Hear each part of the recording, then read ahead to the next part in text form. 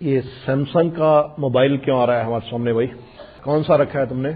मैंने तो सस्ता वाला रखा हुआ है। सुई में धागा डाल लेते हैं। हाँ जी। बैट लिया क्रिकेट का? बैट बहुत आ रहा है सामने। हाँ। एक नया और ले लेना है।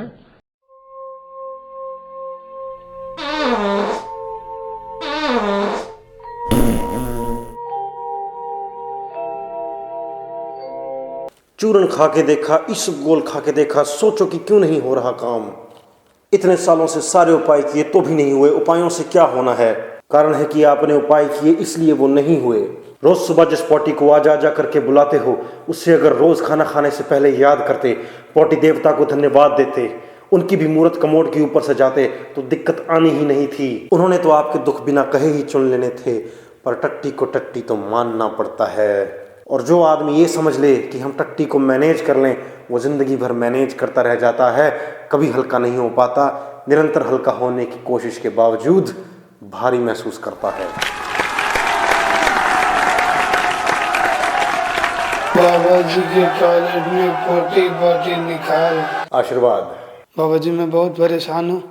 हॉस्टल में एक ही टॉयलेट है और बहुत सारे लोग हैं। सिर्फ 5 मिनट मिलते हैं, उसमें भी बाहर से कोई ठक ठक करता है, आते ही बीच में रुक जाती है। दिन में 4 बार जाना पड़ता है। 4 बार जाना पड़ता है। ऐसा लगता है EMI भर रहा हूँ। अच्छा, पहले तो एक चीज बताओ भाई, ये गोबर क्यों आ रहा है हमारे दिमाग में? गोबर के थेपले बनाए थे? जी हाँ, आपने बोला था बनाए थे। तो कुछ फर्क पड़ा?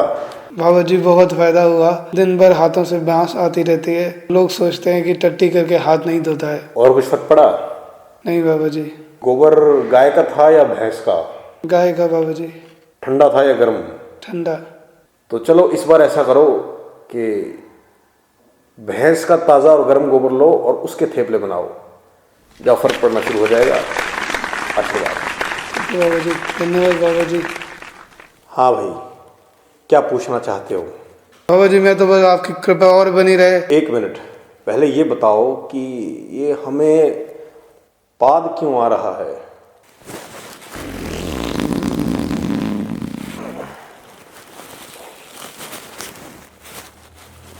तुम मूली खाते हो? जी मूली पसंद नहीं है। तो ऐसा करो, मूली खाना शुरू करो ताकि गैस बनती रहे। जी बाबा जी। और याद रहे, जितने ज़्यादा लोग हों उतनी ज़्यादा आवाज़ आनी चाहिए। जितने लोगों तक कृपा पहुँचेगी उतनी ही मल्टीप्लाई हो के तुम्हारे पास वापस आएगी। जी बाबा जी। एक बार करके दिखाओ।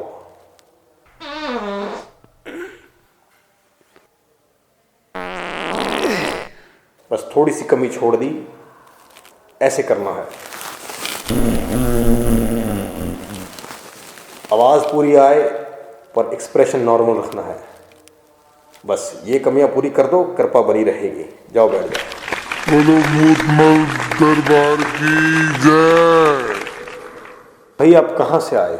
जी कलकत्ता से। भाई ये रेलवे स्टेशन का शौचालय क्यों दिमाग में आ रहा है? ये आप ट्रेन से आए? नहीं जी, हस्बैंड ने बर्थ करा दी थी फ्लाइट में।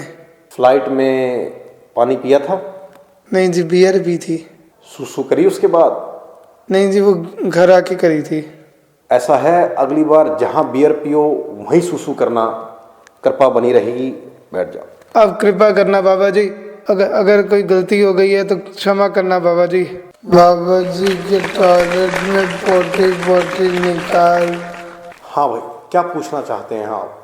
बाबा मेरे घर में जेट लगा है। जब पॉटी करने के बाद धोता हूँ तो ऐसे ऐसे हिलना पड़ता है। बाबा जी हमेशा चिंता सताए रखती है कि साफ हुआ है कि नहीं। बाबा जी मेरे पिताजी तो यही कहते हैं कि मेरी तरह हाथ से धोया कर, लेकिन बाबा जी ठंड का टाइम है, बाद में हाथ धोने का मन नहीं करता है, इसीलिए जेट का उपयोग करता हूँ। क्या करूँ बाबा जी बताएं, दोनों तरफ बहुत मुश्किल है।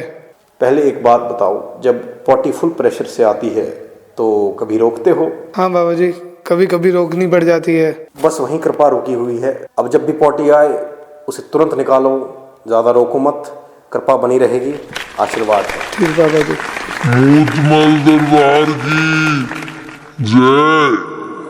बाबा जी के टॉयलेट में पोटी पोटी निकाल। आशीर्वाद। बाबा जी जब मैं सुसु करता हूँ तो मेरा निशाना ठीक नहीं है। लोगों ने अब मुझे घर बुलाना बंद कर दिया है बाबा जी। मेरी काम वाली भी बाथरूम साफ करने से मना कर देती है। और एक दिन तो मैं खुद फिसल गया, गर्दन पे चोट आ गई। आप बताएं क्या करूं? भाई एक मिनट, पहले ये बताओ, ये इच गार्ड क्यों आ रहा है हमारे दिमाग में? तुम लगाते हो? मैं तो हाथ से ही गुजार लेता हूँ बाबा जी। कभी खरीदने की सोची थी या कभी किसी दोस्त से लेके ट्राई किया हो? जी एक बार सोचा था खरीदने का। तो लिया क्यों नहीं फिर? देखो आप थोड़ा सा कंजूसी कर रहे हो अपने ऊपर भी। जो दिल में आए वो करने की कोशिश किया करो, और जब किसी और के घर जाओ तो बैठ के सुसु किया करो, फर्क पड़ना शुरू हो जाएगा। बाबा जी की टॉयलेट में सूसू निकाल। तुम गलती से ये मत सोच लेना कि मैं किसी एक निर्मल बाबा के बारे में बात कर रहा हूँ। नहीं, मैं पूरी दुनिया में जो दुखी लोगों को सुख और चैन देने के नाम पर धोखा और धांधली चल रही है उसके बारे में बात कर रहा हूँ। और तुम अपने आप को कुछ अलग मत समझना, तुम अलग तरीके से बेवकूफ बन रहे हो। तुम सोचते हो हम तो समझदार हैं, हम इन चक्रों में नहीं पड़ते। अगर तुम सोचते हो कि ट्यूसडे को अंडे ना खाने से तुम पर कृपा बनी रहेगी तो तुम में और उनमें कोई ज्यादा फर्क नहीं है। अगर तुम उनमें से हो जो अपने पति की लंबी उम्र के लिए व्रत तो रखती हो पर रोज सुबह घी से गचागच पराठा ले जाकर बोलती हो एक और खा लो ना, तो तुम में और इनमें कोई फर्क नहीं है।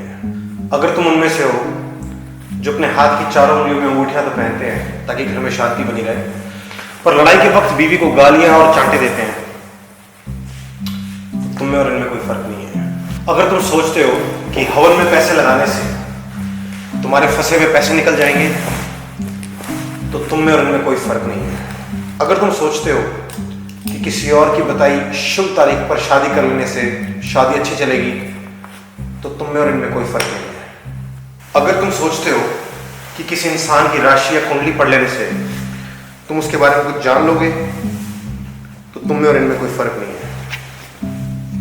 मैं कहता हूं गवर्नमेंट को कि प्रोस्टिट्यूशन को लीगल कर दो, पर यह धोखाधड़ी इतनी भयंकर है कि इसे इलीगल कर देना चाहिए। प्रोस्टिट्यूशन में कम से कम पता तो है ना कि कितने पैसे से क्या मिलना है। यहां तो कुछ नहीं पता। चोरी इलीगल है ना, ये चोरी से भी बुरी चीज है।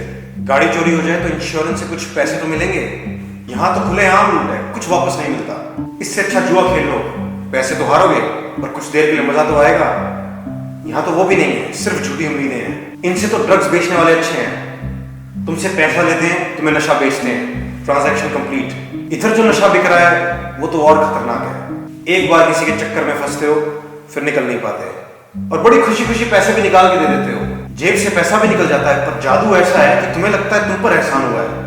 जिंदगी भर इनके एहसान तले बैठे रहते हो, ट्रांजैक्शन कभी कंप्लीट ही नहीं होता। मैं आखिरी बात ये कहूंगा, अगर तुम्हें अपना समय और पैसा लगाना ही है, go to a counsellor, a psychologist, a therapist, listen to some motivational speaker. कोई शर्म की बात नहीं है। Be proud about it that yes, I'm doing something to improve my life. Be proud about it that you are bold enough to accept your reality and have the guts to change it. My job is to give you wisdom. You can learn from me or you can learn from anybody else who talks on logic or science. But stop doing this. Stop the nonsense. Stop being fooled. Your time and money are precious, at least for yourself. Be wise about them. You're welcome.